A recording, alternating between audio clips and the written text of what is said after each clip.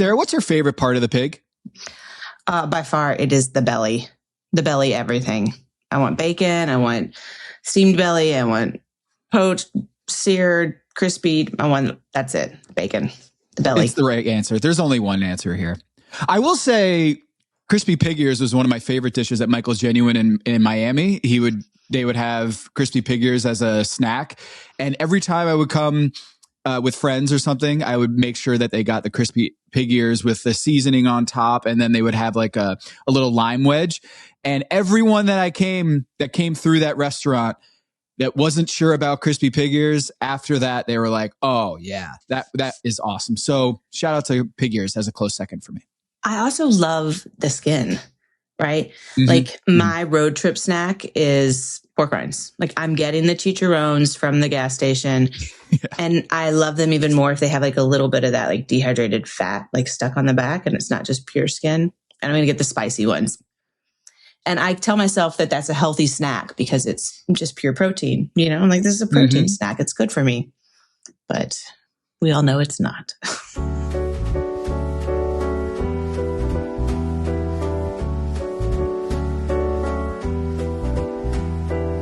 This is Pack Your Knives. I am Tom Haberstroh. I'm Sara Bradley. Oh, Sara. I'm going to say it. I'm going to say it right off the top. Favorite episode of the season. I think this is quintessential Top Chef. I think this is everything that Top Chef is and other shows are not. And why I continue to love this show. The educational part of it. We got a really deep dive into barbecue, Southern barbecue, Carolina barbecue. We got a lot of gamesmanship, gameplay. We got a draft. We had overnight. We had some funnies. We had some whimsical Tom Colicchio saying, let's do a s'more off. I had no notes on this episode other than positivity. I just thought it was if you wanted to see why Top Chef is what it is and how it's been 20 plus years in this game, watch this episode and you will see all of it. I love when they get the paddles out, Sara. Like I love a good vote. And Michelle Wallace is here. They're out in the country. This was an awesome episode, and I would put it up against any of the episodes we had this season, and I just loved it. So the overnight cook is always my favorite episode. I think it's like a true testament to whether or not you can withstand like what Top Chef is. Now on my overnight cook for Kentucky, we were out on the houseboats, which was probably one of the most fun times I ever had like on Top Chef. But it was the same thing. Like Eddie had won the challenge and then he had to start picking teams and he like got to pick his whole team before everybody else was left. And then we whooped their ass. Like we demolished them. But also I do agree that this holds on to everything that makes Top Chef so great. It's not like you walked onto a Netflix episode of like, is it cake? And it's all like overdone and mass produced. This was really just like people out in a field by a lake cooking. So I loved it. And I think the audience would learn so much about properly cooking, the different traditions, the different opinions about those traditions. You know, like there were a lot of times in this episode where I was like, ooh, that might actually bite them in the ass with the judges. Or is this really the right way to go about it? And you got the North Carolina style versus South Carolina style. And then we got the East Carolina style, well, Lexington style barbecue. And it just felt like there was a lot of intel and a lot of recipes and a lot of soul in this episode that, putting aside the whole gamesmanship and the drafting, which we'll get to, the immunity side of things, I thought it breathed so much of the cooking that I feel like gets lost in other shows, that sometimes it's caught up in the gimmicks or the actual, like, here's the challenge, here's all the different ingredients that you need to use and you can only use one hand, whatever. Sometimes Top Chef leans into that. But in this episode, I did feel like this was pure Carolina barbecue, what it's all about. And you bring out the pit masters and you get just this really textured, different feel to the Top Chef, dynasty that we have. I thought it was great. And I'm not just saying that because it's the second week in a row I've whooped your ass, Sarah, because you brought out the can of whoop ass for the first, 4 episodes. I am back. In the words of Nana, I am back, baby. No, I had this intense feeling as soon as it always seems from Seeker, the whole episode, the whole season is this sorry, but kind of this negative Nancy, but in a funny way. His comments are usually pretty humorous. Yeah. But this one, he's like, oh my God, I love this challenge. I'm so excited for this challenge. I have so much experience with this challenge. And I was like, he's going home. That's it. I was like, you're done, dude. Shut your mouth. Go back to the Seeger that doesn't care, walk away from this one. Sometimes when people, I think when they think that they have to take on so much for the other team, I really can hurt them. But I will say my absolute favorite gameplay moment that has happened so far in this season, right? It's the teams, right? It's the team pick. So we start out, we have Anthony and whoa. Okay, we start out with Anthony and Lawrence. Well, Anthony and Lawrence. Nerding out. With Warhammer. I have never played those games, and I you don't know what Warhammer is? No. So can you please? When you saw this, you were like, "Oh yeah!" It's like a tabletop kind of fantasy. I'm not a Warhammer person. I have a lot of friends that are. Okay. But yeah, it's you get this huge book, and you just think Dungeons and Dragons, but more tabletop and less I don't know. It's. So don't, if you are a Warhammer person, please, that was a bad description. I don't really know, but I know. Is it something that you can, as a novice, walk into and they teach you and you can play? Or is this you have to be ground zero? I think you could be a novice, but I think you would piss all the other people off that knew what was going on. Okay. Yeah. We are seeing here that Maze is also not a Warhammer. None of us are Warhammer, but I got a lot of respect for people that are into it. They're painting tiny figurines. There's a whole art to the whole thing. So you can bring it to the Top Chef, I guess? You can bring stuff. I mean, I put a lot of Lego together when I was in London, a lot. My room was covered in Lego. I would just have them keep buying me sets so I could put them together because I had nothing else to do. So yeah, you can bring stuff like that.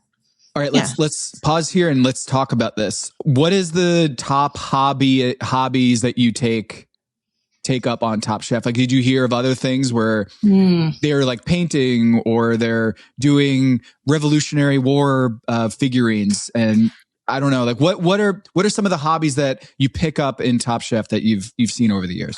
I mean, I read a lot, and a lot of the people would trade books back and forth.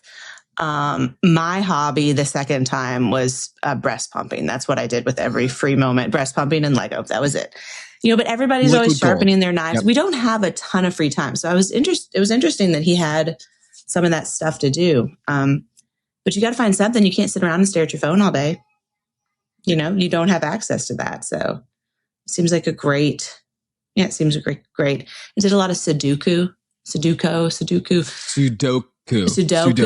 Michelle and I would make them and give them back and forth to each other. We would make them for each other because we didn't have the little books. So we would actually make them and then redraw them and pass them back and forth.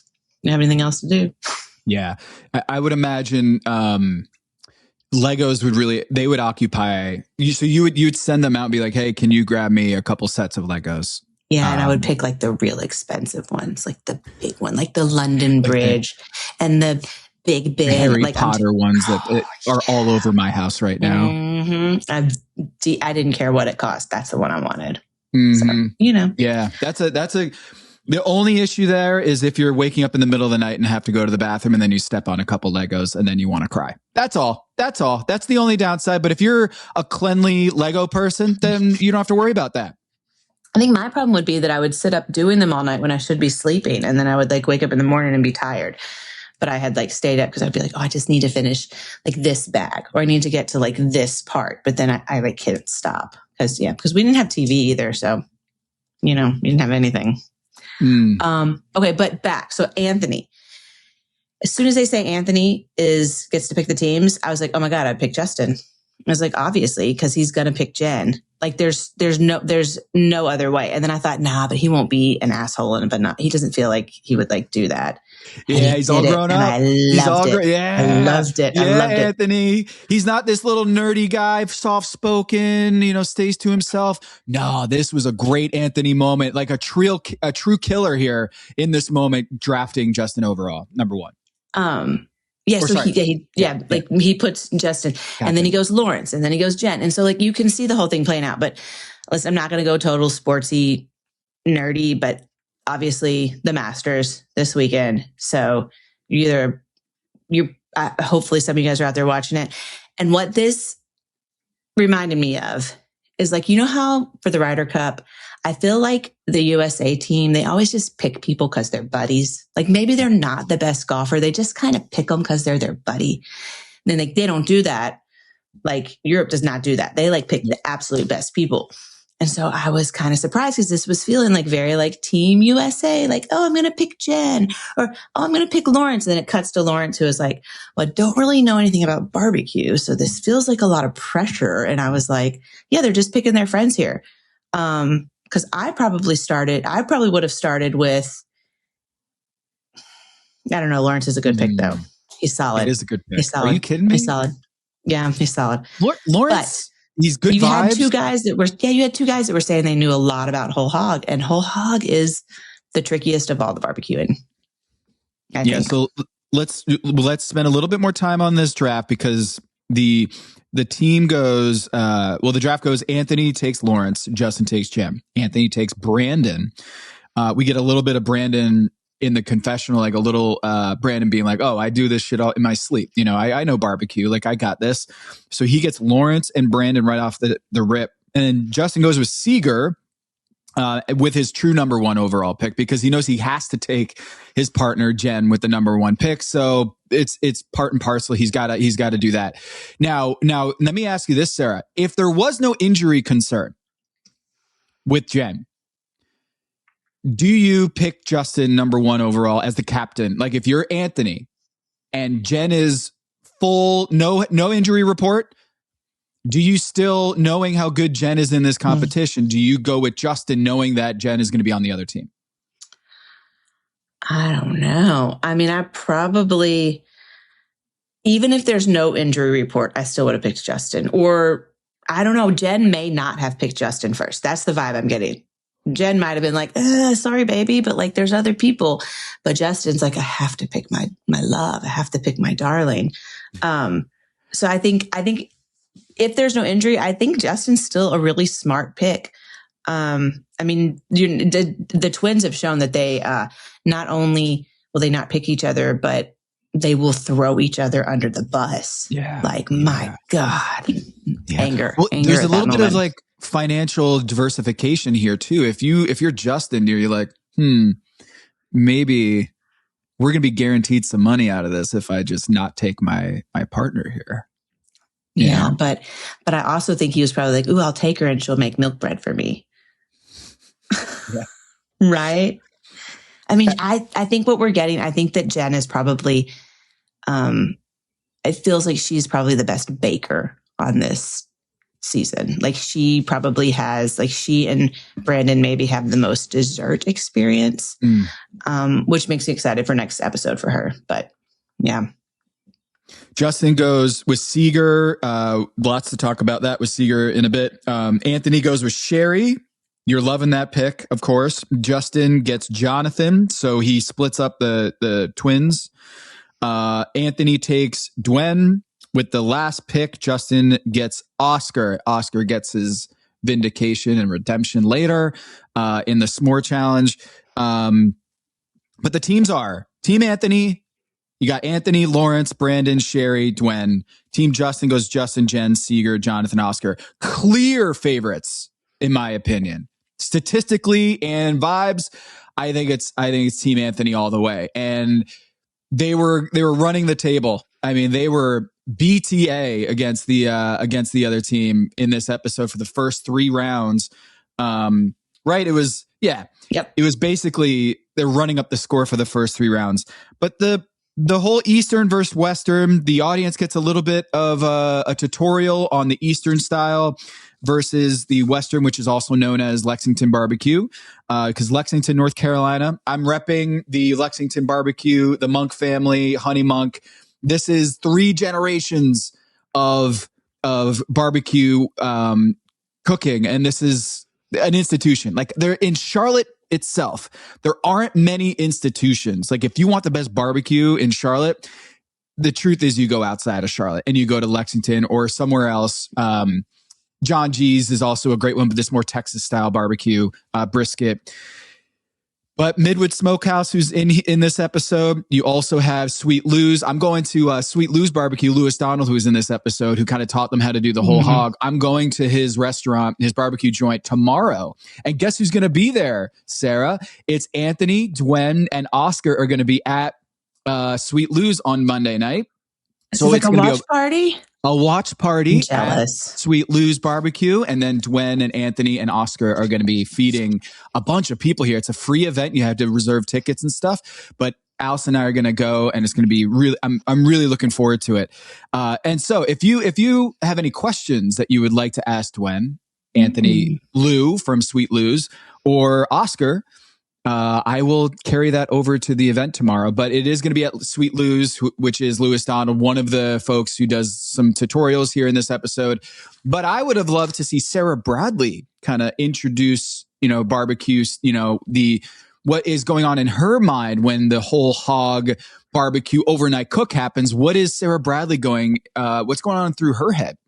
So I have to say, okay, so there's a really important thing that they didn't really discuss, but I feel like there's a couple things. Number one, so Western Kentucky style barbecue, when you do whole hog, it's a little different. There's competition style where you end up with the skin face up and like the whole head, and you picture the little animal on its paws and the apple in the mouth. There's that style. But then there's like your backyard style, which I feel like was a little bit more of like what we got for this. I think a lot of times people think that you would like start with the skin side down, right? They're like, oh, then none of the fat would drip away and it would all be good. But you don't. You actually, even if you do like shoulder or butt or anything like that, you always start with the fat side up. So what it does is as it cooks, the fat cooks down through the meat and keeps it. So if you start on the bottom, the fat is just going to drip off. It's going to go on the coals. It's going to make a bunch of just going to make fire like you don't want. So you need that fat on the top so it can drip down through. Then once it gets to a point where it's pretty good and rendered, then you would flip it over, and that skin would then protect everything while it's continuing to cook. So it's like kind of like this safety net. You got to render it all out, then flip it, and then you have this protection kind of area. The other thing they did, I felt like Top Chef could have given like a little shout out to the coals, right? So I think a lot of times you see people, especially now that they use those like pellet cookers or like the chip, where they use like the chipped wood. One of the most important parts of barbecue is cooking the wood down. You have to cook the wood before you put it in to cook the meat, if that makes sense. You've got this thing, it's creosote. So creosote's like this. It's like the green part of the wood, right? It's like, it makes it taste bitter and makes it have like what they call like dirty smoke, which is kind of like yellow and gray. But yeah, you got to cook all that down to coals. And then what you do when you use those coals, you've gotten rid of like the creosote, you've gotten rid of the water, because we don't want steam, right? We want like dry, consistent heat. There's like gases in the wood, make it taste acidic, all that stuff. We've cooked all that out, and now we can put it in and have like really consistent. So there's a whole process before you even get to the meat, the actual protein. The wood is significantly important. And then like where you're placing, or not the wood, and then like when to cook it down to embers, then it's like, where does it go? So I was on a barbecue team. We were called Cartel. We really we were all completely nonprofit. We raised all of our money, donated it to historic restoration of buildings in downtown Paducah. That was like our shtick. We were called the Cartel, and we wanted to sell our meat by the kilo. And the city of Paducah was like, we don't think so. And we were like, what? That'll be so much fun. And they were like, no, you cannot sell your meat by the kilo, which we should have done anyway. But we won a bunch of competitions and a bunch of awards, and we raised a lot of money. And we had a big, huge burn thing called Lucifer. It's this huge thing. You put the wood in on the top, And then as it cooks down, the charcoals would live on the bottom. They would fall through these grates. And then you used that to feed the smoker. And Amazing. around here, all the smokers are usually, a lot of them are made out of like plywood. If you don't have the money to buy a big metal one, it's like coated plywood. Yeah. So, you know, yeah, Paducah they're style. Fabulous.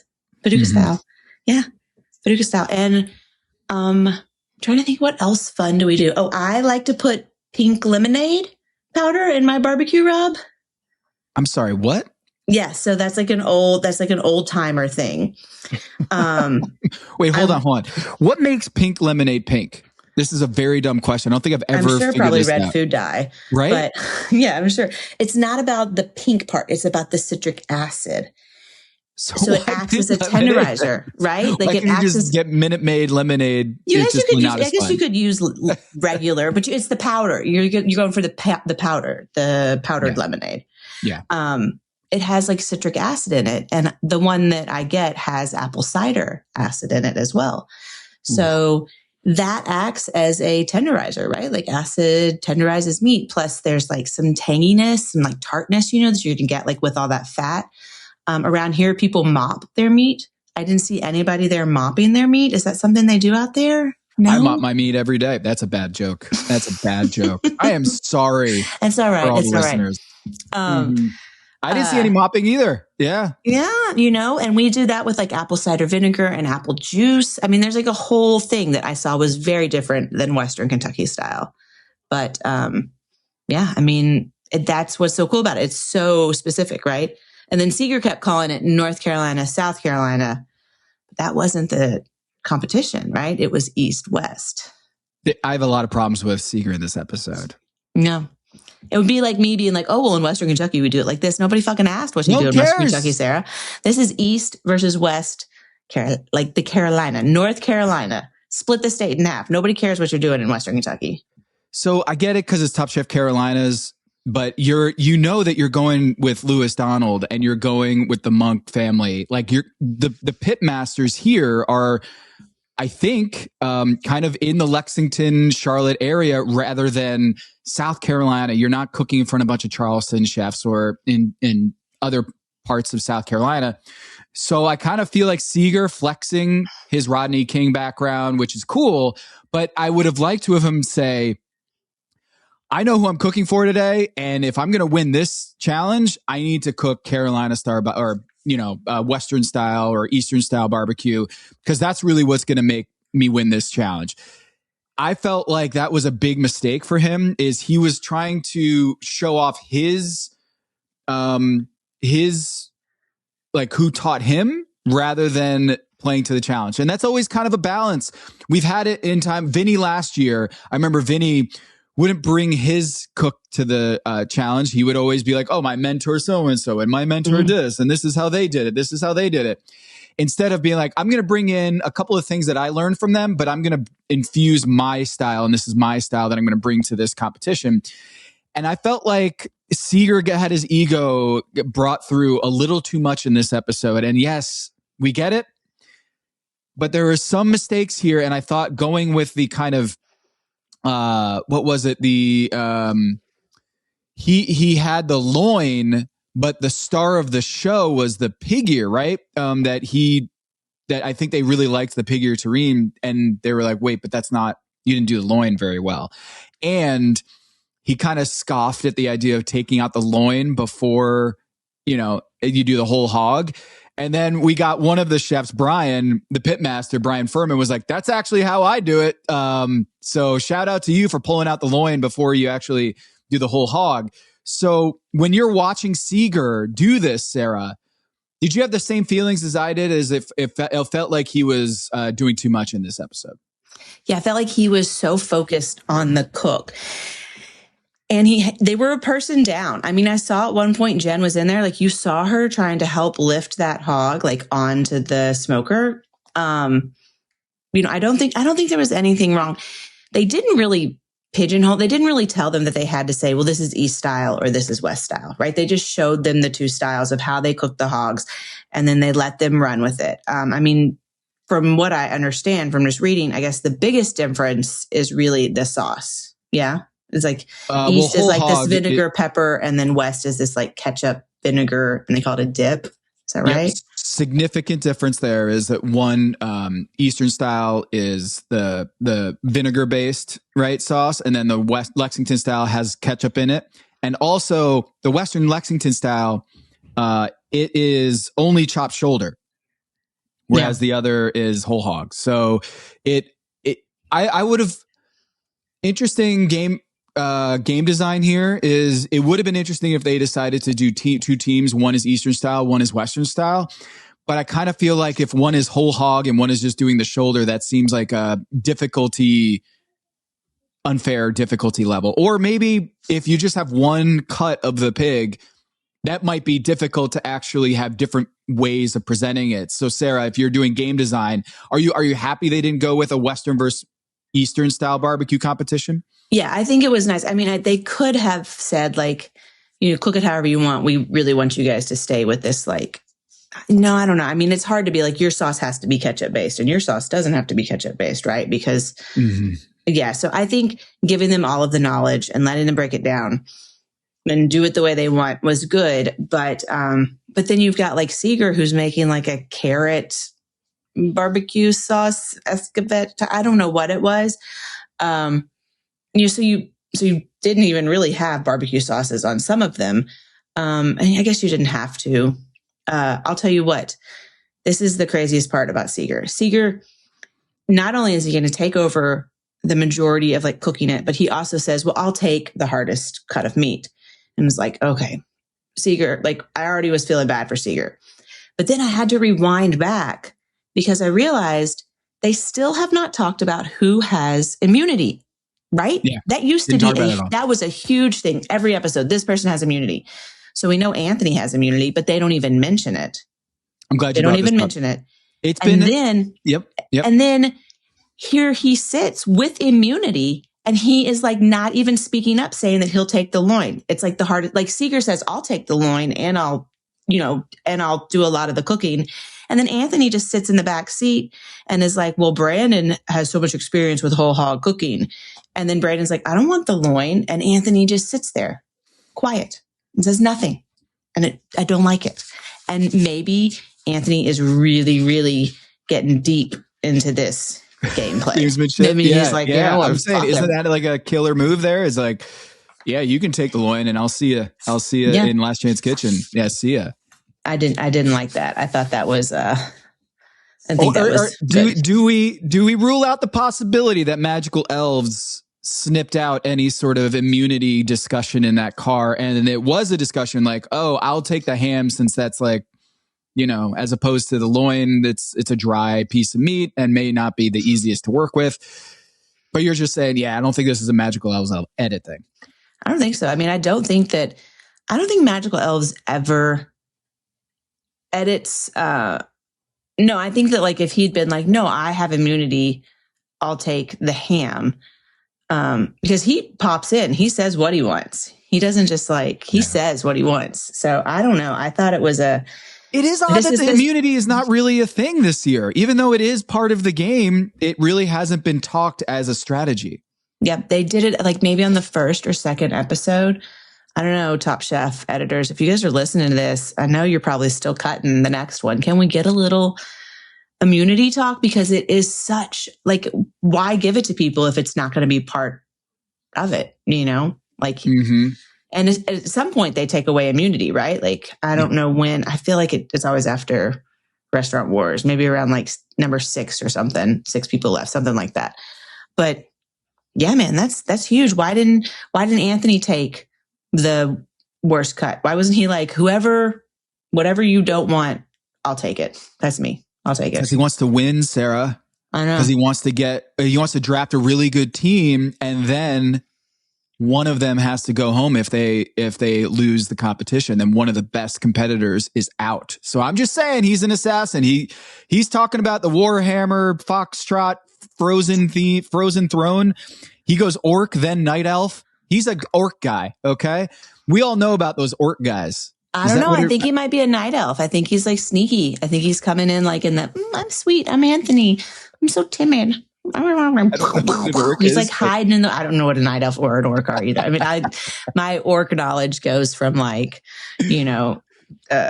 what is the one where they're all the, whatever. I don't know. You're asking the wrong person, Sarah. But clearly, one of two things is happening. They did talk immunity, but they decided not to use much of it in the edit. The other thing is maybe Anthony strategically is not using his immunity as I'll take the hit on this one. I'll take the loin, and you guys roll with it. He's just it wasn't even part of the judges table. Like we haven't heard that much at the judges table where Tom and Gail and Kristen are saying, you did have immunity in this one. How much did that play into your choice of ham? We didn't get that in this episode either. So, because I mean, I guess if you think about it, so he's on the red team. So I mean, he lost his round, right? So like he lost to Jennifer. He lost his round. Yeah, with her, she did the smoked grapes and the collard green stems with the ham black eyed peas. All right, we'll get into that. I just want to give a shout out to Super G Supermarket, Super G, where they went to do the cook.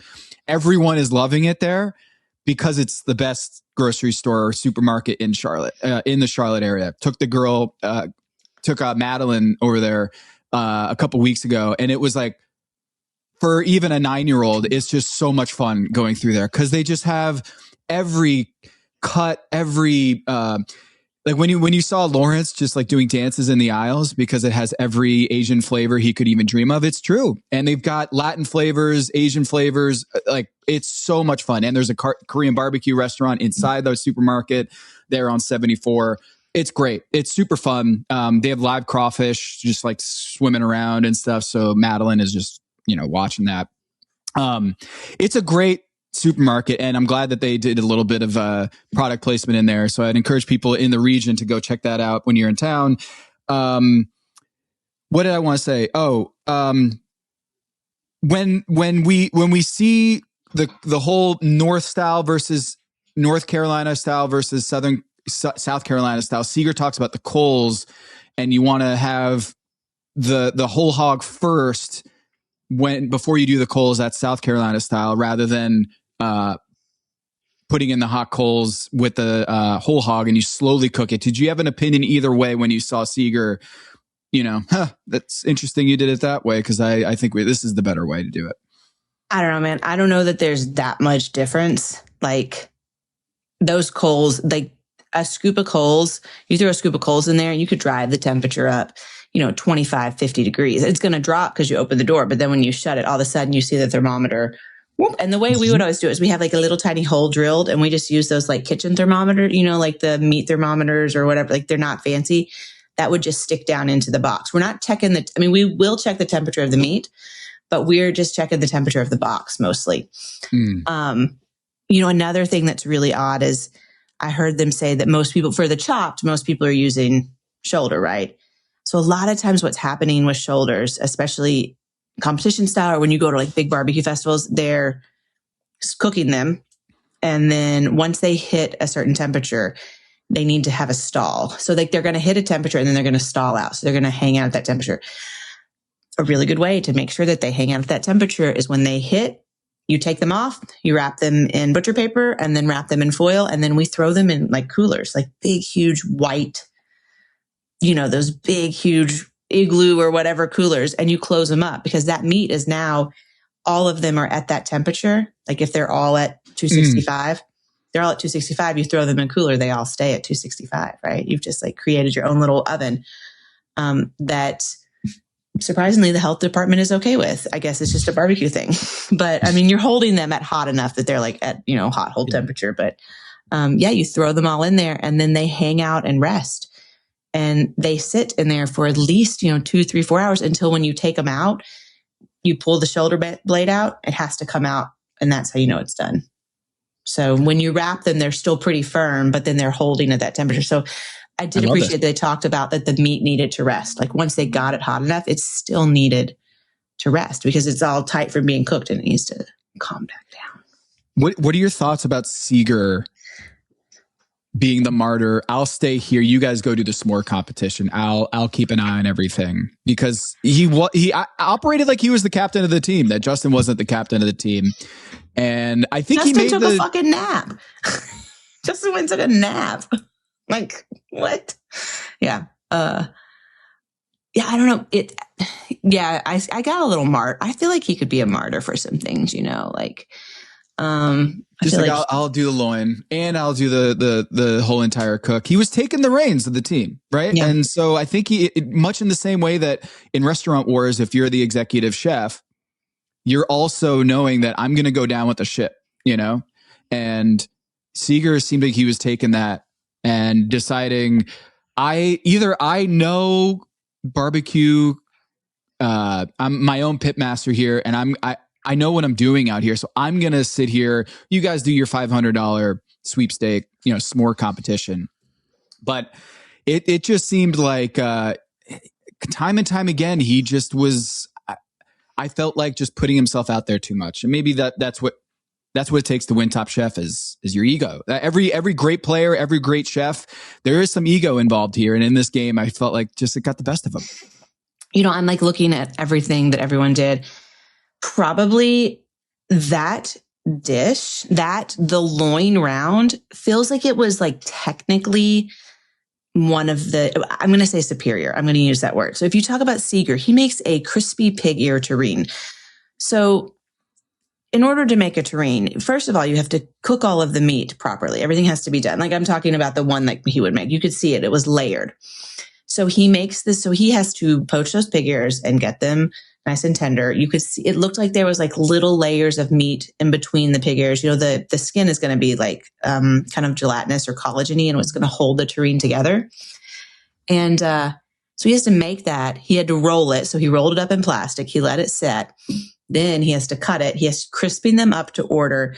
So that amount of work right there, that is just a crazy amount of work. And he does that. And then, but he like they said, that was so craveable and so delicious, but the loin lacked. So, he had these two things.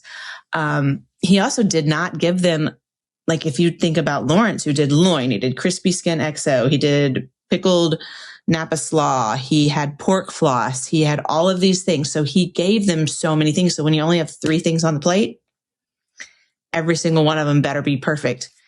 Because you saw Sherry, who had 500 things on the plate, and she, they could all create their own perfect little bite, which normally I hate. But I think that probably technically the loin round was probably the most technical, with the terrine and then pork floss. You ever eat pork floss? No. Oh, you did a pork floss sandwich.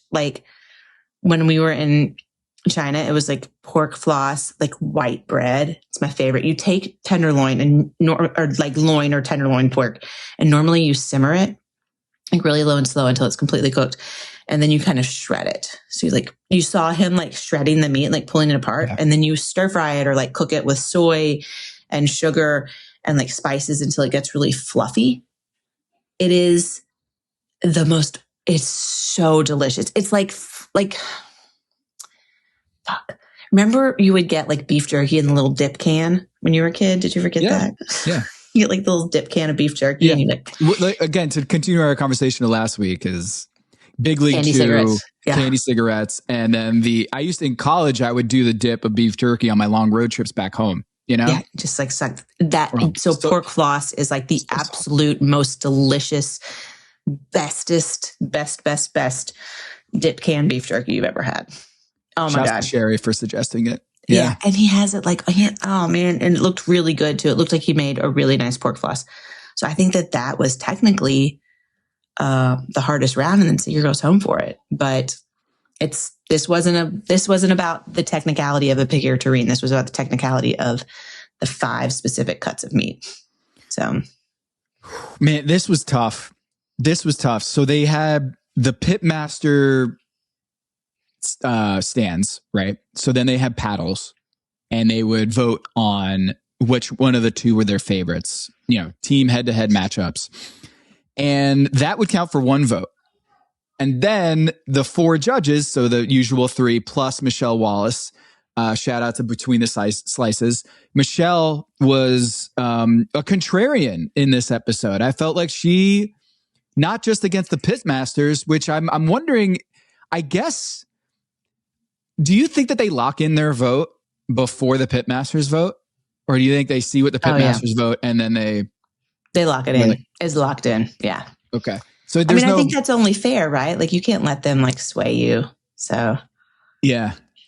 So the first matchup was the pork shoulder. The shoulder, which was interesting when they were doing the challenge instructions, they were like, we're going to have 5 rounds and 4 of them, there are 4 meats, 4 cuts. And it was shoulder, loin, ham, and belly. And I was like, wait, but there's 5 rounds. So the 5th round was, I guess, just categories chopped, right? The first round was Sherry versus Justin. So Sherry did South of the Border. Shout out to South of the Border on 95. Bossum? Yeah. Pig's head, rice, chimichurri. It's basically Brazilian style. Justin does the pork shoulder sandwich, milk bread bun, Chicago beef dip style. It looked great. But what they said was the fact that he decided to pull the pork rather than slice the pork, which could keep it a little bit more moist and maybe, or do I have that backwards? Whatever he decided to do, it was dry. It got dry and they wanted him to have it a little bit messier. And this is my biggest pet peeve with sliders. There's too much bun to meat ratio.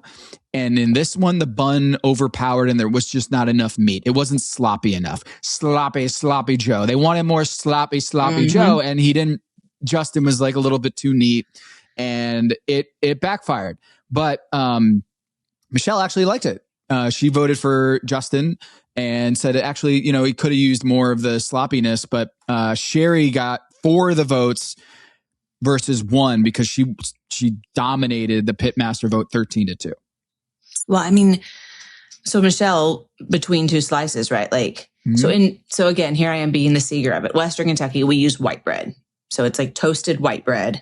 And then you put the chop in and you smash it. And I think we should also point out that the shoulder is not just, so the shoulder, like if you're watching us on screen right now. So the shoulder is like this part and then the ham is like down here. So the shoulders, but they call that the butt, right? Yeah, so the butt is like up on the top behind your neck and the shoulder is like right here, or the picnic ham, I guess.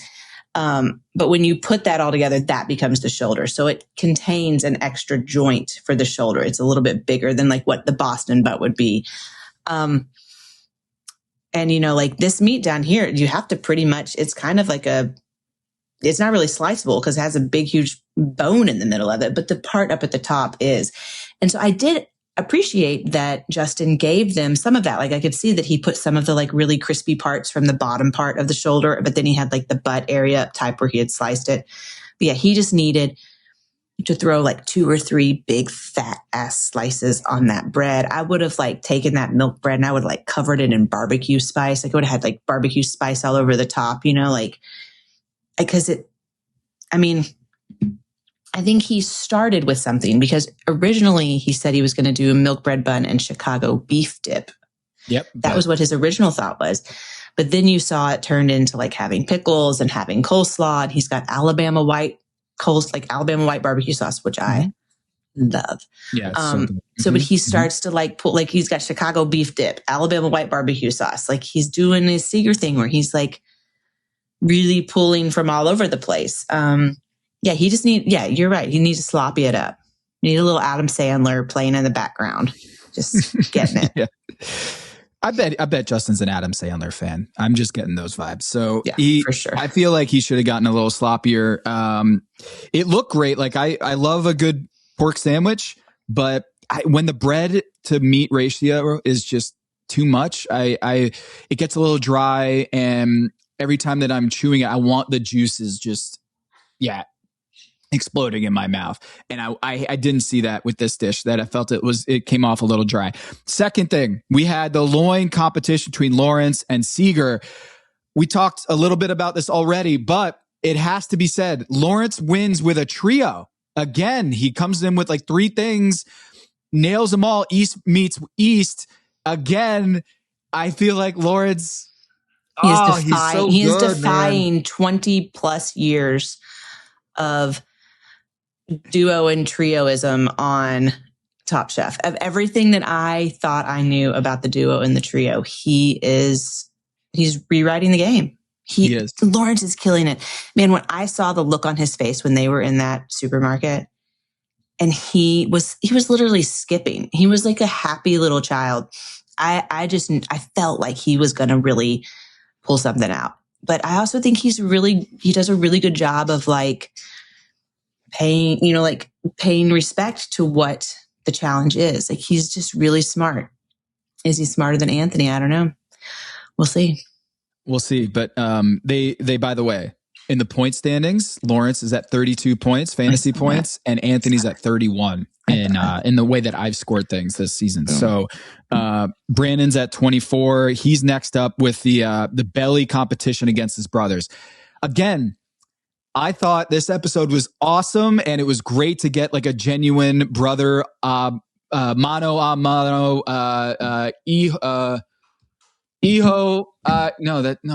it's why am I Iho, I think, right? Yeah, maybe. No. Yeah, Iho, no. Hermano is the right way. I should have said it. I'm so it's like, sorry. how do you say mangoes in Spanish? He's like mangoes, but with an accent. Like Mango. Here you are. Like, it's like, how do you say taco in Spanish? It's just like taco, but with an accent. Like, oh my God. For a guy who used to live in Brazil, my Latin America and all the Portuguese and Spanish is really just embarrassing. But we had Brandon and Jonathan here with the belly off, and Jonathan decides to do this, the pimento espuma, and Tom Colicchio walking through was trying to talk him out of it, and it didn't work. Gail said, hey, one of the best things about pimento cheese is the actual texture of the cheese. The espuma just did not work, and it curdled, I guess. And so, Sara, it seemed like that was a deal breaker for all involved. So I saw him, and he's like, hey, can I get everybody to come over here and test this? And he's like making this cheese sauce, and in his hand, he has a bottle of pepper vinegar. And if you want to know how to make ricotta at home, you take milk and you heat it up and you add vinegar, you add acid. You can use lemon juice or white wine vinegar. Vinegar makes emulsions less stable. So like, I see him, and he's like made this emulsified sauce, and now he's adding vinegar to it. And I'm thinking, there's no way that's lasting. That's not going to last for hours. And then he's going to put it back in an ISI. I mean, the one way he probably could have made that last for hours is he could have put some Velveeta in there. Velveeta in my realm is God. I love Velveeta. It has like iota carrageenan and kappa carrageenan, which is like it comes from seaweed. It's like a stabilizer, but it makes things it makes like fat products or dairy products specifically when they get hot to not separate. So he could have thrown a couple chunks of Velveeta in there, and his life would have been A-okay. But you could see it kind of separated on the plate. And I agree that I don't want hot. I mean, we make pimento cheese grits at the restaurant, but like, I want cold pimento cheese out of the tub with a Ritz cracker, laying next to the pool, which is literally what I did yesterday. That's what I was doing 2 days ago. Laying by the pool with my kids, eating pimento cheese and Ritz crackers. No Benedictine. Okay. Oh, I mean, I love Benedictine too, but you know, if you guys don't know what that is, that's a Kentucky reference to green cream cheese. Mm-hmm. Yeah, my wife introduced me to that. So wait, so like it could work. He could have done it. So it wasn't just the cook though, but I think Tom had an issue with just the idea of it as like the texture of it. Also, even if he cooked it well, I don't think a soup of pimento would have worked in this episode because it doesn't feel very barbecue-y, but you know, sometimes that works outside the box thinking. Where Brandon, he did the mustard onions. I like, of all the things in this episode, I wanted to have some of those mustard onions in there. I'm just a huge fan of both of those things. And so when he does all of the different preparations in this, 15-0 sweep. Yeah. Wow. I know. Wow. But I also loved how he threw his brother under the bus too. I don't know how I feel about Brandon. I don't know, man. I don't know. I would never, I don't care how much money was on the line. I would never stand up in front of national TV and a bunch of people and be like, my little sister bought her pig skin at the grocery store. And I'm also wondering where Sherry got her pig skin for her chicharrones, because like, I think, yeah. Do you think she cut the skin off ahead of time? I was just going to say that I think Jonathan availed himself pretty well there. Was like, no, hold on. I got the pork skin at the grocery store and then I cooked them down. I didn't just get the chicharron. Yeah. Like I actually cooked this properly. So, and you know what it's like to be roasted for something you store by, and it's not a fun feeling. And so like when you're getting up there with your brother, and luckily they talk every day, so this isn't like a really bad brother, bad blood situation. But yeah, threw him right under the bus. Never would have done that. What did it even matter if he bought them at the store? Like, because, you know, I mean, like, did Brandon make fresh pasta for his macaroni and cheese, or did he use a pre-made extruded dried pasta? You know, so there's like all these things, like you get into this thing where you like, you know, I remember one time, like Tom, like it was right after the box waffle thing. And then the very next challenge, Tom's like, ask Adrian. He's like, why did you buy all this hot sauce? You know how to make hot sauce. You know, it's like, he was like literally calling her out. He's like, you just called somebody else out. You better be ready for it. So I think that Tom remembers things like that. And I'm just hoping that the next time Brandon doesn't walk in with something store bought, or, you know, and then roast him like a pig. Yeah. Brandon, whole not hog, cool. just Not roast nice. Brandon for next time he uses a pasta in a bag. Yeah. Not nice. Not nice, man. I would have liked to seen a counter.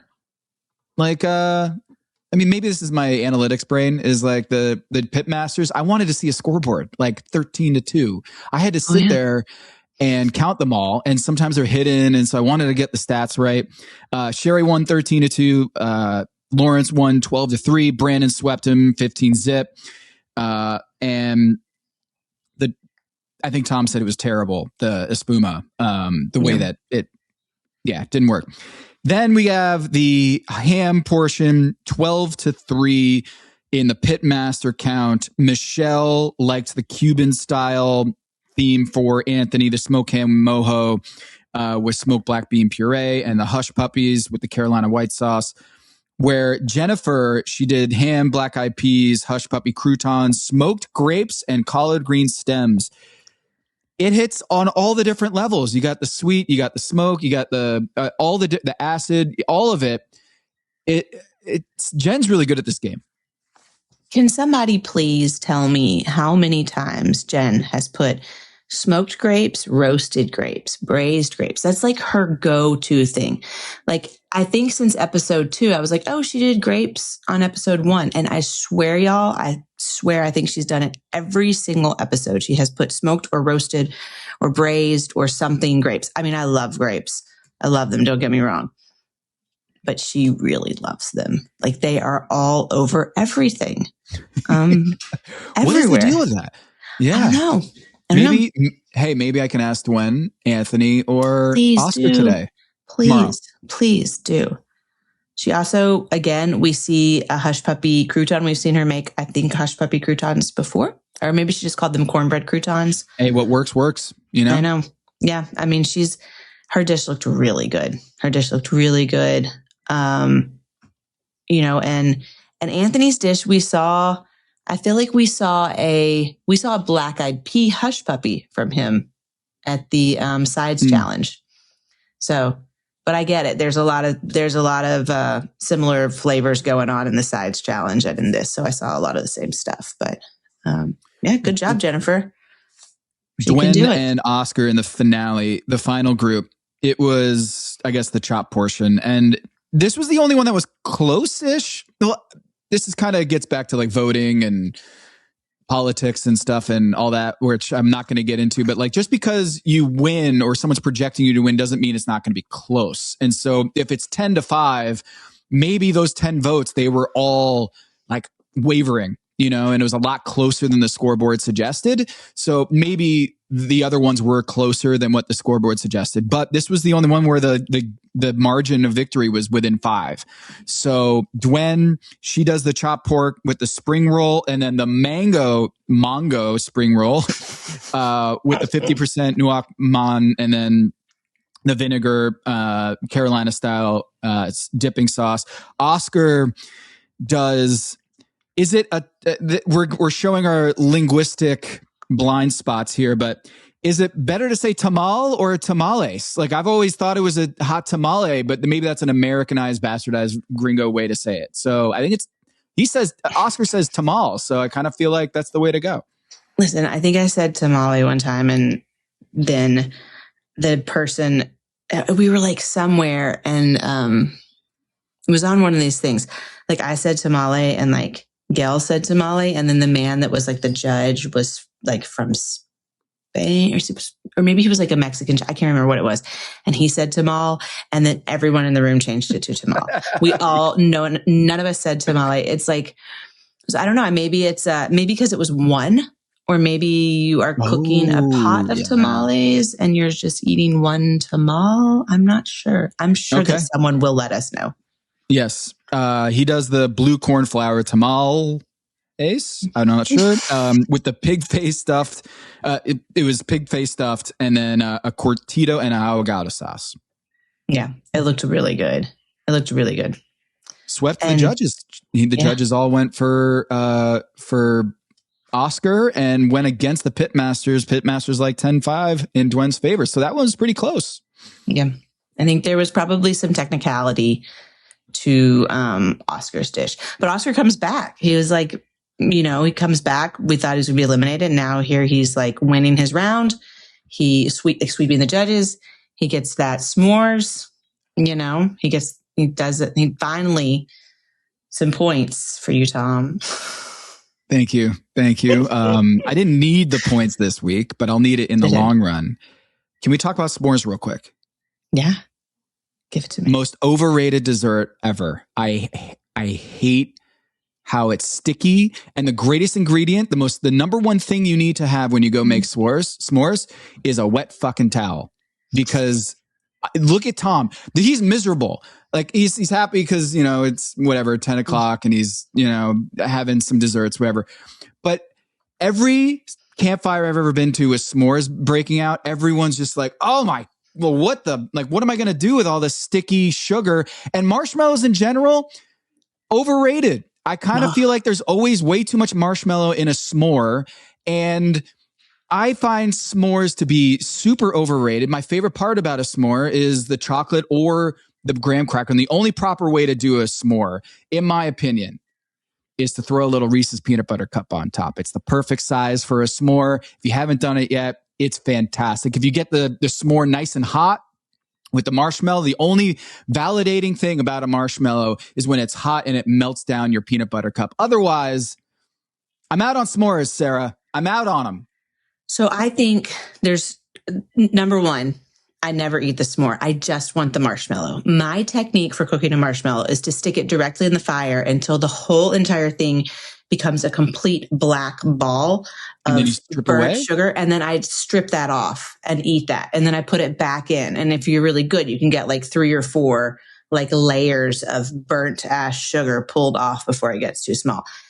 But if I am going to be forced to eat a s'more, the trick is to take your graham cracker and your chocolate or whatever candy you want, and you set it near the fire, just by the edge of the fire, so that it can already warm. And then you slowly cook your marshmallow, and then you put it on there, because I can't stand that the chocolate is like not fully melted. I need the chocolate to be fully melted. So I need it to warm gently by the fire. And then you're never going to get me to eat a s'more. I'm just going to keep burning my marshmallow and eating it. And then like the worst thing that happens is when you bite in and then the graham cracker snaps in half, and then you've got nothing. You've got nothing going on. So when you slow cook it there, or just warm it up a little bit, also helps to avoid that disaster that happens where you lost your bun. You've lost your bun right off the rip. I like graham cracker. Like, I think graham cracker, for whatever reason, in ice cream, it gets so much better when it's in an ice cream thing. Graham cracker alone, I'm okay on. But I just feel like a s'more is Like how many marshmallows was the marshmallow like a giant marshmallows that they were using? Because it looked like there was an excessive amount of marshmallows on those sandwiches. Yeah, you got to put like you get the campfire one. Like next time you go to the grocery, look, and there's like the regulars, the mini, the whatever, but they have the campfire one that's like the size of I don't know, maybe a baseball, a small baseball. Are there different sizes of baseball? I'm trying to think of something that's a little bit smaller. Baseball. Yeah, a little bit smaller than maybe like a tennis ball. Like a lacrosse ball, tennis ball. I don't know. It's in that range, and those are the ones you want because I'm telling you got to try a marshmallow the way I'm saying. Okay. You burn it. And if you don't want to burn it all the way, you don't have to burn it all the way. But I like it to be completely on fire. And then you have to go, and then you strip the outside, you eat it, and then you go back in. Try it. I'm telling you, man. I don't know. Oh, it's so all right. good. I'm going to do it. But Oscar does win it for the spicy marshmallow s'more, which I like that move. Oscar's back. Giving me points. He has 10 points overall. Jen has 12 or 11 points. Jonathan has 13. Brandon has 24, his bro. Sherry has 17. Gwen has 19. But really clear favorites at this point is Lawrence and Anthony with 32 and 31 respectively. So Red wins. It's not even a question. Red wins, but I'm glad that they have the whole like money on the line. And we know that I think the bottom three, poor Justin. I don't think Justin really needed to be in the bottom three, but since they had a bottom three, Justin was there. Because I think Seeger and Jonathan, I think in terms of the judges table, it seemed like they were, I don't know, you tell me. They liked Jonathan's belly. They said the belly was cooked really nice. They're like, the belly's cooked really nice. There's a really nice amount of fat. They just hated that cheese thing, the cheese foam. Justin, they thought his meat was a little underseasoned and that there wasn't enough of it. It almost seemed like they liked Justin's other stuff more than his meat. Jonathan, they liked his belly, but Seeger, the meat was dry. The standout on the plate had nothing to even do with the pork loin. Maybe if he'd like layered some of that pig ear with pork loin, like maybe that would have been a trick. So he could have called it like a pig ear and loin terrine and not given them, he gave them a slice like this big. It was tiny. The portions were minuscule. It is barbecue, dude. Like hook them up. Let him like really get in it. But if he'd done, or what if he'd done like a big, huge slice of that terrine and he'd done like the loin and then a big slice of that crispy terrine. So they had to like eat it together. And then that crispy, like that juicy, delicious terrine would have like gone into the loin. I mean, I do think there were some, and same thing with Jonathan. It could have been a presentation thing. He could have switched it up. And then that's where Justin got into it too. They made it too fancy. One of the things that was interesting here is that we got an immediate confessional. Rarely do we see at the Masters Clubhouse at Augusta right after a loss, do they get an interview? And we saw that from Seeger. Do you remember that ever happening where they were like, hey, we want to get you right after this instead of the normal, as we talked about last week? They didn't do that in season 16, but in season 20, I remember when they first started doing, they call it like OTF. It's an OTF on the fly interview. And they started doing them. And that was the first time I'd seen it. And now I notice that they have them more because they don't, like we talked about one time, like, do you go straight back and do an interview after it's wrapped? And no, you normally don't go straight back for an interview, like after you've just lost or whatever. At least I don't think you do. I don't know. I've really only ever been kicked off Top Chef once. Even though I've never been able to, complete and win, I've only been told to pack my knives and go one time out of the 36 episodes I've been on. Flex on, but I've still never won one. So, there you go. But it just looked, I felt bad for Seeger. For all I've said in this episode, he stayed up all night. He talked a big game. They made fun of his loin and his dish. And then he's got to do a confessional right afterwards. Like, let him go to sleep, please. But I guess this is Top Chef. This is what you sign up for. Yeah, he looked really defeated. Like, he really looked really sad on this one. It was like back to not happy Seeger. And I didn't like it. Earlier I said I wanted him back. I don't want to see him lose, though. So we had Erica Roby from Blue Smoke Blair's. We had Matthew Berry from Midwood Smokehouse. Just walked by there this morning on my way over to the Salty to get some donuts with the girls. And Midwood Smokehouse, it's here in Charlotte. There's got a couple locations at the airport. You can get burnt ends at the Charlotte airport, which is also great. Shout out to the Charlotte airport because they got Chick-fil-A, they got Bojangles, they got burnt ends at Midwood Smokehouse, Sarah. So how many airports can you get burnt ends at? That's a really, really fun addition to the scene, the food court scene at the airport. The other thing I want to say is one time I went into Midwood Smokehouse, and in the line to pick up food was Cody Zeller, 7-footer from Indiana University and former Charlotte Hornet. And so when the NBA player needs some protein, they're going to Midwood Smokehouse and they're getting a chopped barbecue plate or what have you. Good to know is that NBA players, they do like the Midwood Smokehouse. So there was in between Winston-Salem and Charlotte on the drive is Lexington, North Carolina. And that's where Lexington barbecue comes from. So if you hop off the highway there, off of 40 or 85, what have you, Lexington barbecue is smack dab and halfway between Winston and Charlotte. So go check it out if you haven't already. It's legendary. And I will report back tomorrow in next week's episode and tell you how it all goes down. Okay, question. Do you think that people are like entering the transfer portal and they're like, I'm not going to go to this place because their food, like the food sucks? Do you think that there are kids like, are people like that refined in their palates at that age where they're like, I want to go to this city because the food scene is fabulous? Because we know there are a lot of NBA players that are like really into it.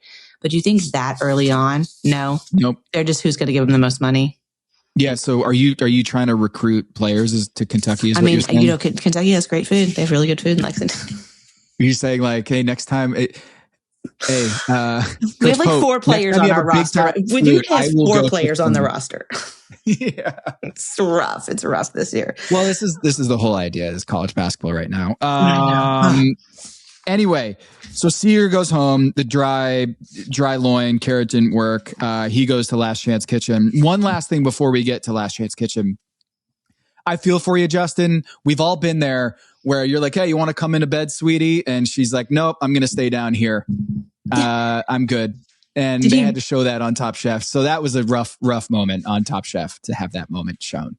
Yeah, we've all been there where our husband's like, hey, do you want to come to bed, sweetie? And you're like, no, I can barely fucking move my shoulder. I'm not climbing up a ladder. Like, why are you even asking me? Like, you should be down here tucking me in and like putting a pillow under my shoulder and giving me Tylenol, getting me my ice water before I fall asleep. Why are you upstairs with all the lights still on, asking me to climb up there? No, honey. So that's what you were thinking. You're like, oh, poor guy. And I'm thinking, damn right, Justin. Of course she's not climbing up there to get in bed with you. She's got a cast on. I don't know if she was wearing the cast at the time, but that was, sweetie, you want to come up here? No, I need to go to the fucking hospital. Okay. I mean, before we go to LCK though, we do see this is the next episode. We see the crying. We see the Kristen and the Justin crying. We see, where she looks pretty like she's hurting at judge's table. I mean, she does not look like she's feeling good. And then she walks out of the kitchen. So I'm wondering, what happens. Yeah. And then what happens to the gameplay aspect of it is if she goes home, do they finish the episode and send someone else home for a double elimination? Because that's where it all gets crazy if she goes home on a DQ, an injury DQ. And then what happens to that episode? Does he go with her? I mean, I wouldn't think so. But he could, right? He could be like, well, she's not here. I'm not here. I don't know. I feel like the contract wouldn't allow for that. Thrown off. I mean, we've had it before where some weird thing happens and then it throws off the whole pacing of the episode of the season. Okay, so the fantasy standings as constituted right now between Team Tom and Team Sara, you're winning 105-37, but in the last 2 weeks, it is 10-30 in my favor. So I'm on the comeback. You've lost 2 straight. Seeger and Rhoda going home. 2 of your big guns going home. Sara. I was like so excited. I was like, ooh, oh man, I broke 100 and now I'm like just sitting here. Like, or I think what was I at 99? I was like, oh yeah, one more point, I'll break 100. And then that's been like 2 weeks. I haven't done nothing in 2 weeks. I'm coming for you. Nowhere. Watch out. Watch out. Speaking of Rhoda, she goes against. If you guys are wondering, we're looking at this little, okay, if you're watching this, not only does Tom have all of them, but at the bottom, you have like season 21, season 22, season 20, sheet 5. I mean, you have all this stuff. I went back looking through it all. Well, this is from one of our listeners who set up he or she, I can't remember, gave us the score sheet and was like, hey, I made a score sheet. This was years ago. And I've just been using that because it's a great Excel spreadsheet or Google sheet. And so within there is past seasons that this user, and I am so sorry that I don't have it here. You know what? Can't I look up who like started this thing? Give out their personal information. Yeah, give out all their passwords and give their home. I'm going to just dox them real quick. No, thank you so much for letting us borrow this for all these years. And so amazing. It is great. And there's a lot of black just rows for my team because once again, I just lost a chef in Nana. So Rhoda versus Nana, your Rhoda versus my Nana. It was an interest. This one got even more product placement. I felt like Myrtle Beach, the tourism board, forked over a couple G's in here and said, all right, well, if we can't get a Top Chef episode, what if we get a Last Chance Kitchen episode? And we had she crab soup with Heidi Vukov. A little shout out to Hook and Barrel in Myrtle Beach because this is a Myrtle Beach challenge. Sara, she crab soup. Let's go. I just had a bowl of she crab soup. My mom and I both had a bowl on Thursday night. So this for spring break, I went down to Panama City Beach and I stayed at Kelsey's home. She has this like cool little bungalow right on the lagoon. And I went down with my parents and my kids and husband and we went blue crabbing. We like threw the crab traps off of the dock and caught a bunch of crab. And then Kelsey came down the last couple of days and she said it is the biggest blue crab she has ever seen. I swear we got this one crab. It was huge. I didn't even realize that they got that big. But yeah, so we caught a bunch of blue crab. We ate a bunch of seafood. But it was really fun. We would go out. I was like obsessed with checking the traps. So when that blue crab popped up on the TV, I was so excited. And my kids were just like ecstatic too, because we'd been catching them all week. So they felt amazing. Like kind of connected. Did you feel like you're on alone a little bit where you went to go check your traps? Maybe that's why I was like so into it. Yeah. You're trying to see if your gill net caught anything. Yeah. You know? I also was like, I didn't let any food go to waste. Like I had a bunch of raw chicken in there. Like, but then also like one day we had a rotisserie chicken. And I was like, I'm putting it in there. And then we got this crab. And then I was like, I'm putting these leftover hot dogs. Everything. I didn't let anything go to waste. I was like, I'm putting it in the crab trap. I don't know if that's what you're supposed to do, but it was really attracting the crabs. They were going crazy. So yeah, it was fun. Awesome. Did you ever get bit or snipped by a crab? I have before. Dungeness crab are much meaner, I would think, than blue crab. We used to cook those a lot at this place I worked in New York. And I got snapped by a Dungeness crab. Got me like on the kind of the fat part of my hand next to my pinky. Mm-hmm. And broke the skin. And I was screaming and rocking my hand. And I remember somebody grabbed my hand and like held it over the boiling pot. And when they put the crab down into it, the crab let go. I mean, it was on there. It was like on. Yeah. Blue crabs didn't get me though. But I loved Rhoda's dish. I wanted to eat that. Yeah. Oh my God. I wanted to eat that. And I actually thought as soon as I saw her doing it, I thought, oh man, that is so smart. Like that's so smart. Singaporean chili crab that, Nana did the mac and cheese. Right off the bat, I was just like, I don't love the idea of like you're cooking for your life and you're making mac and cheese for Tom. Didn't love that idea. But I also was a little nervous about Rhoda's spice level and Tom being like, ooh, you just blew me out with the spice level way too hot. Because we've seen that on Top Chef before where they're like good flavors, but way too much chili in here. So Rhoda, she's back. Man, and that dish was nostalgic, right? Like here you have Tom talking about that he went and caught crab with his father and clams, and this was his thing.